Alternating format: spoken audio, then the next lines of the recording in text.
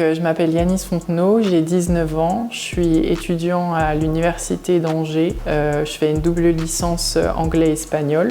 Donc je suis partie en Italie, plus précisément en Sicile, dans la ville de Mussomeli, petite ville à 3 heures en train de Palerme, en plein milieu de la Sicile.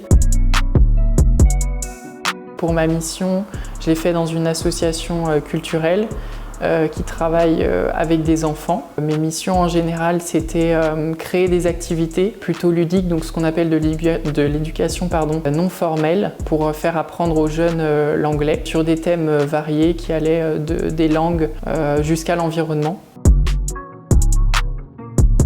Alors donc j'ai toujours eu envie de faire un peu de volontariat, travailler dans les associations, tout ça. Et comme je suis dans le domaine des langues, je me suis dit pourquoi pas essayer de faire un volontariat, mais du coup à l'étranger. J'étais sur le site du Corps européen de solidarité et je cherchais des missions de volontariat pour cette période-là. Donc je suis partie en juin 2024 et donc j'ai trouvé cette association. Et après je me suis renseignée un peu plus en regardant leur site.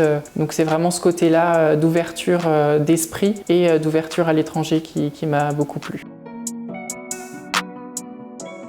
J'ai postulé donc pour cette offre de volontariat en janvier, pour laquelle j'ai dû faire une petite vidéo de présentation. J'ai dû répondre à un formulaire. Ensuite, j'ai reçu une réponse en mars où on m'a demandé de faire une petite interview avec une personne de l'association. Quelques jours après, on m'a dit que j'allais pouvoir partir. On était 15 volontaires en tout, logés dans une petite coloc juste au-dessus de l'association. On avait 4-5 chambres et on est 3-4 par chambre, tous de nationalités différentes pour vraiment créer une cohésion et pour qu'il y ait vraiment du dialogue en anglais entre chaque personne.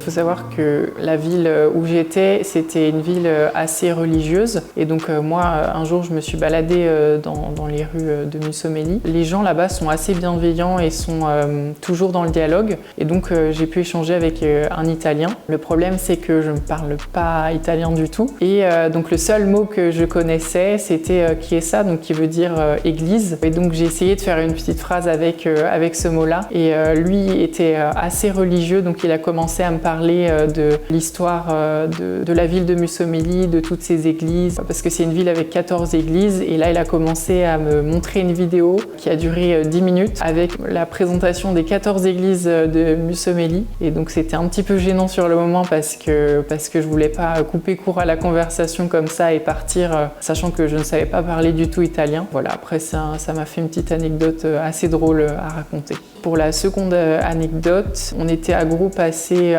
soudés qui s'entendaient assez bien et du coup on faisait souvent des petites soirées le soir. Et du coup pendant ces soirées-là, on avait l'habitude d'aller toujours dans une boulangerie pour aller manger un petit bout et se balader dans les rues de Mussomeli, donc qui ouvrait à 1h30 du matin. C'est assez original, une boulangerie qui ouvre à 1h30, mais ça a été pratique des fois. En pleine soirée, aller manger puis revenir à l'association.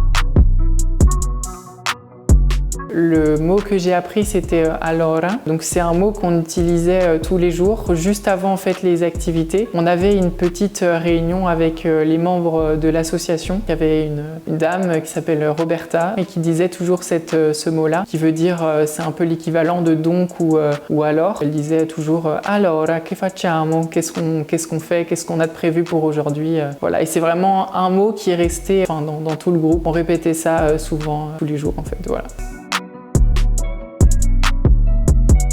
Je parlais pas du tout italien avant de venir en Italie. J'avais quelques notions grâce à l'espagnol qui m'a beaucoup aidé pour comprendre un peu l'italien et même pour parler parce qu'il y a beaucoup de mots qui se ressemblent, même parfois en français. Mais c'est vrai que j'ai vu une vraie progression au niveau de l'italien parce que j'ai même pu échanger avec des jeunes italiens physiquement mais aussi par message parce que j'ai gardé contact avec beaucoup de personnes là-bas. Et donc le fait de parler comme ça, de pratiquer, ça m'a permis un peu de débuter et même du coup à la fin d'améliorer mon italien.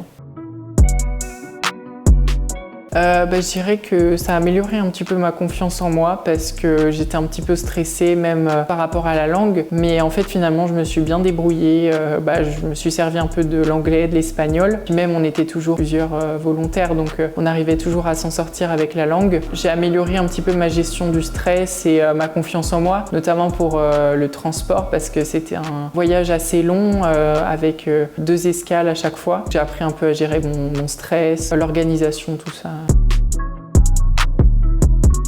Moi, j'encourage tous les jeunes à faire ce type de volontariat puisque ça apporte beaucoup sur le plan personnel, justement pour améliorer la confiance en soi, la gestion du stress, l'organisation, même pour faire plein de rencontres. J'ai vraiment gardé contact avec beaucoup de gens de beaucoup de pays et même aussi sur le plan professionnel. Ça vous fait une expérience à mettre par exemple sur un CV ou plein d'anecdotes après à raconter à vos amis, à votre famille.